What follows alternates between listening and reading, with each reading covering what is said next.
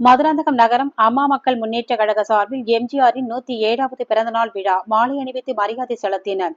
செங்கல்பட்டு மாவட்டம் மதுராந்தகம் நகரம் அம்மா மக்கள் முன்னேற்ற கழக சார்பில் புரட்சித் தலைவர் எம்ஜிஆர் அவர்களின் 107வது பிறந்தநாள் விழா மாவட்ட கழக செயலாளர் எம் கோதண்டபாணி ஆலோசனைப்படி நகர கழக செயலாளர் லயன் எம் உமாபதி தலைமையில் மாலை அணிவித்து மலர் தூவி மரியாதை செலுத்தி இனிப்புகள் வழங்கினர்.